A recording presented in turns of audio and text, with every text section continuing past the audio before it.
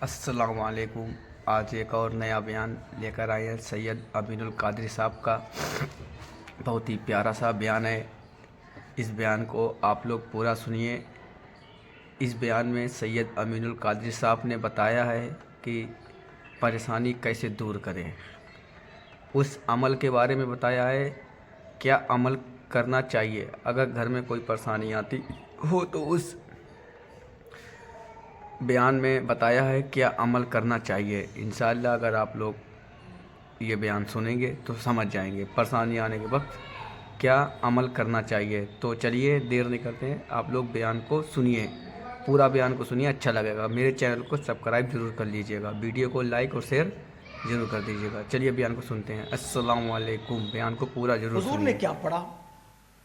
جو رسول پوری کائنات کے مشکل کشا تھے، جب ان پر مشکل آئی تو انہوں نے کیا پڑھا؟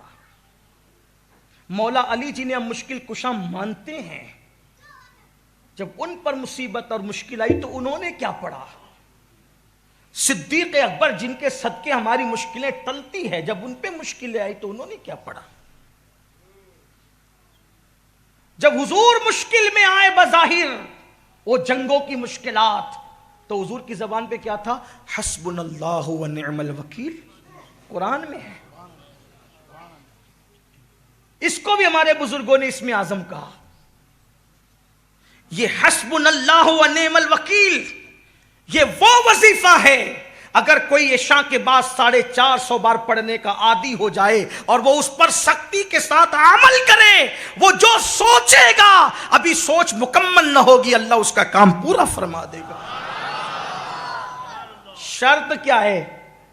عالم ہونا، حافظ ہونا، قاری ہونا، مفتی ہونا، ڈاکٹر ہونا، ٹیچر ہونا، کوئی شرط نہیں۔ شرط بس اتنی ہے، ایک تو یقین کا ہونا اور دوسرا حرام سے پیٹ کا خالی ہونا۔ میں پھر کہتا ہوں آپ سے، سارے وظیفے پڑھ ڈالو۔ عورتیں ہی پڑھ رہی ہے بہت سے وظیفے، لوگ مانگتے ہیں یہ وظیفے اتنا پڑھتے ہیں حضرت اتنا اور دو۔ میں کہتا ہوں کم پڑھو، کم پڑھو لیکن پیٹ پر توجہ دو۔ شوہر آپ کا حرام لا کر کے کھلا رہا ہے، آپ 16 سیدوں کے روزے رکھیں، 10 بیویوں کے روزے رکھیں، اور بھی روزے رکھیں اور بھی رکھیں، دن بھر بھوکے رہیں، شام کو حرام سے افطار کریں، لوگوں کے خون سے افطار کریں۔ غوث پاک کہتے ہیں کہ جو حرام سے افطار کرتا ہے وہ لوگوں کے خون سے افطار کرتا ہے۔ لوگوں کو یہ باتیں اچھی نہیں لگتی۔ اپنا دین بالکل سچا سچا، سیدھا سیدھا، 2 اور 2 + 4 کی طرح بالکل سیدھی سیدھی بات ہے، اور بہت مشکل نہیں ہے ہمارا دین، یا دین پہ چلنا بھی مشکل نہیں ہے، بہت مرتبے پا سکتے ہو۔ یقین چاہیے، اللہ رسول کے فرامین پر عمل چاہیے، پھر دیکھو کیسے کرم کی برسات ہوتی ہے۔ تو خواجہ عثمان ہارونی کے پاس مرید کہتا ہے، وہ بوڑھا کہتا ہے مریدوں کے سامنے، حضور بچہ گم ہو گیا کچھ کیجیے۔ آپ نے مریدوں سے فرمایا، پہلے آپ نے آنکھ بند کر کے مراقبہ کیا، پھر سر اٹھایا اور فرمایا ایک بار سورہ فاتحہ 3 بار قل ہو اللہ پڑھو، اس کے بچے کے لیے دعا کر۔ ہر ولی کی زندگی میں آپ کو سورہ فاتحہ ملے گی۔ سورہ فاتحہ یہ وہ سورت ہے کہ اللہ کے رسول فرماتے ایک دن جبریل امین آ کر کے کہتے ہیں یا رسول اللہ، نہ یہ سورت توریت میں تھی، نہ انجیل میں تھی، نہ زبور میں تھی۔ اگر یہ سورت توریت میں ہوتی تو موسیٰ علیہ السلام کا کوئی امتی یہودی نہ ہوتا، اگر یہ انجیل میں ہوتی تو عیسیٰ علیہ السلام کا کوئی امت جو ہے وہ اس طریقے سے گمراہی کا شکار نہ ہوتا جیسے وہ گمراہ ہوئے۔ یہ سورت زبور میں ہوتی تو زبور کے ماننے کا دعویٰ کرنے والوں کے لوگ سور اور بندر کی طرح نہ بنتے۔ یہ وہ سورت ہے جو اللہ نے صرف آپ کی امت کے لیے رکھا تھا، اس جیسی سورت اللہ نے کسی کو نہیں دی۔ حضرت مولائے کائنات فرماتے ہیں سورہ فاتحہ اور ماہ رمضان اللہ نے امت محمدیہ کو دے کر اتنا بڑا احسان کیا کہ مجھے یقین ہو گیا یہ امت کبھی ہلاک نہیں ہو سکتی، یعنی پوری امت پر اجتماعی طور پہ کبھی عذاب نہیں آ سکتا۔ یاد رکھے سورۃ الفاتحہ وہ ہے، سورہ فاتحہ جو پڑھے گا، جس مراد سے پڑھے گا اللہ اس کی اس مراد کو پورا فرمائے گا، جس تمنا کو دل میں لے کر پڑھے گا اللہ اس کی اس تمنا کو پورا فرمائے گا۔ سورہ فاتحہ وہ ہے کہ اگر ڈاکٹر کہہ دے کہ اس کا علاج نہیں، اس کی بیماری کا علاج نہیں، 41 مرتبہ بسم اللہ کی میم کو الحمد کی لام سے ملا کر آخری میں 3 مرتبہ آمین کہنے کا اہتمام کر کے 41 مرتبہ پڑھتے رہو، مریض پہ دم کرتے رہو، انشاءاللہ اللہ اس کو شفا عطا فرمائے گا۔ لیکن پھر کہتا ہوں شرط یہی ہے پیٹ حرام سے خالی ہو اور یقین کی دولت حاصل ہو۔ آج کل تو لوگوں کے یہاں دعوت کھانے میں بھی ڈر لگتا ہے، ہم لوگوں کو پتہ بھی نہیں ہوتا، یہ ذمہ داری تو بلانے والوں پہ ہوتی ہے کہ وہ کھلا کہاں رہے۔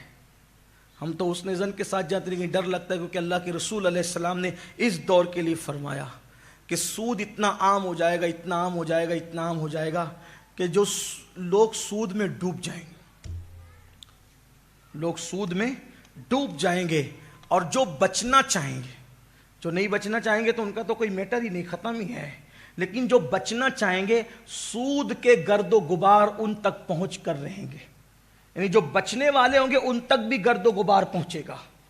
آج تو گھروں میں بیٹھ کر لوگ رمی کھیل رہے ہیں، کروڑ پتی بننے کے چکر میں، ایزی منی کے چکر میں رمی کھیلی جا رہی ہے۔ کون جائے محنت کرنے، کون جائے پسینہ بہانے، کون جائے پسینے کے جس سے جسم کو بدبودار بنانے۔ گھر میں بیٹھو، گھر میں بیٹھ کر کے ایزی منی کماؤ، عیش کرو، آرام کرو، اسلام یہ نہیں سکھا۔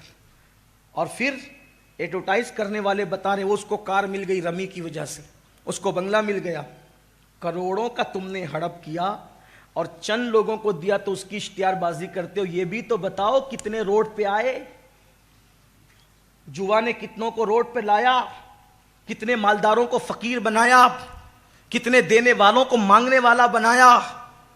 اسلام یوں ہی منع نہیں کرتا، ایزی منی کے چکر میں اپنی حلال کمائی کو برباد مت کرو۔ اسلام ایزی منی کی بات نہیں کرتا، اسلام محنت کی بات کرتا ہے، اسلام مشقت کی بات کرتا ہے۔ یاد رکھنا جو ایزی طور پر آتا ہے وہ ایزی طور پر چلا بھی جاتا ہے، اور جو محنت کی کمائی سے آتا ہے وہ ہمیشہ رہتا ہے۔ اس لیے اپنے جوانوں سے کہتا ہوں محنت سے کمانا سیکھو، ایزی منی کے چکر میں اپنے باپ داداؤں کی حلال میں روزی کو، حلال دولت کو تباہ اور برباد نہ کرو۔ یہ دنیا شہد دکھاتی ہے، زہر پلاتی ہے۔ امام کہتے ہیں شہد دکھائے، زہر پلائے، قاتل ڈائن شوہر کش، اس مردار پہ کیا للچایا۔ دنیا دیکھی بھالی ہے، تم ایزی منی کے چکر میں اپنے باپ داداؤں کی دولت کو داؤ پر لگا دو گے، کنگال ہو جاؤ گے، بعد میں خودکشی تک کی نوبت آتی ہے، بعد میں زہر کھا کر کے مرنے کی نوبت آتی ہے، بعد میں پھانسی کے پھندے پہ چڑھنے کی نوبت آتی ہے۔ اس لیے اپنے جوانوں سے کہتا ہوں میری قوم کے جوانوں، اللہ نے ہماری قسمت میں جو لکھا ہے اس کو حلال راستے سے جا کر حاصل کرنے کی کوشش کرو۔ بہرحال خواجہ عثمان ہرونی نے جو ہے فرمایا سورہ فاتحہ پڑھو، ایک بار 3 مرتبہ قل ہو اللہ شریف پڑھو، اور اس کے بعد ہاتھ اٹھا کر آپ نے دعا کی اے اللہ اس کے بچے کو اس کے گھر تک پہنچا دے۔ حضرت یعقوب اور یوسف جو دونوں ایک دوسرے سے بچھڑ گئے تھے مولا، ان کے ملن کا، ان کے ملاپ کا واسطہ مولا اس کے بچے کو اس سے ملا دے۔ اور پھر آنکھ کھول کر کے ہاتھ نیچے کر کے فرماتے ہیں جاؤ جاؤ انشاءاللہ تمہارا بیٹا تمہارے گھر آ گیا۔ اور یاد رکھنا اگر وہ آ جائے تو مجھ سے ملانے کے لیے ضرور لانا۔ یہ شخص دوڑا دوڑا گیا، سوچو اس کی خوشی کا عالم کیا ہوگا۔ مر جانے والوں پہ صبر ہوتا ہے، گم ہو جانے والوں پہ زندگی میں کبھی صبر نہیں ہوتا۔ اللہ اکبر، اس باپ کے دل سے پوچھ جس کے بچے گم ہو جاتے ہیں ان کو کتنی تکلیف ہوتی ہے۔ اللہ کسی باپ کو وہ دن نہ دکھائے۔ وہ بوڑھا لکڑی ٹیکتے ہوئے آیا تھا لیکن پوری طاقت سے جب گیا تو محلے میں پہنچا تو لوگوں نے پکار کے کہا مبارک ہو تمہارا بیٹا گھر آ گیا ہے۔ جیسی بیٹے کو پایا، ملاقات کی، اور باپ بیٹے کے جذبات ایک دوسرے سے گلے ملنے کے بعد جب مکمل ہوئے، ہاتھ پکڑا، کہا چل پہلے خواجہ عثمان ہارونی کی قدم بوسی کے لیے۔ السلام علیکم، اگر آپ لوگوں کو یہ بیان اچھا لگا ہو تو میرے چینل کو سبسکرائب کر لیجئے گا۔ روزانہ میں ویڈیو 6 سے 7 بجے تک اپلوڈ کر دیتا ہوں، تو اسی لیے آپ لوگ میرے چینل پر جڑے رہیے، بیل آئیکن کو ضرور دبائیے۔ روزانہ ایک اچھی ویڈیو آپ لوگوں کو ملتی رہے گی۔ بہت ہی اچھا سا پیارا سا عمل تھا سید امین القادری صاحب کا۔ آپ لوگوں نے اس بیان کو پورا اگر سنا ہو تو میرے چینل کو سبسکرائب کیجیے اور ویڈیو کو شیئر ضرور کیجیے گا۔ بہت ہی اچھا سا یہ بیان تھا۔ کوئی بھی پریشانی آئے ہر مسلمان کو عمل کرنا چاہیے، عمل کرنے سے پریشانی دور ہوتی ہے۔ یہ سید امین القادری صاحب نے اپنے بیان میں بتایا تھا۔ تو آپ لوگوں کو اگر یہ بیان اچھا لگا ہو تو میرے چینل کو سبسکرائب ضرور کر لیجئے گا، ویڈیو کو لائک اور شیئر ضرور کیجئے گا۔ کل پھر ملتے ہیں اسی ٹائم ایک ویڈیو لے کر آئیں گے۔ اگر آپ لوگ میرے چینل کو سبسکرائب کر لیں گے تو میرے چینل ویڈیو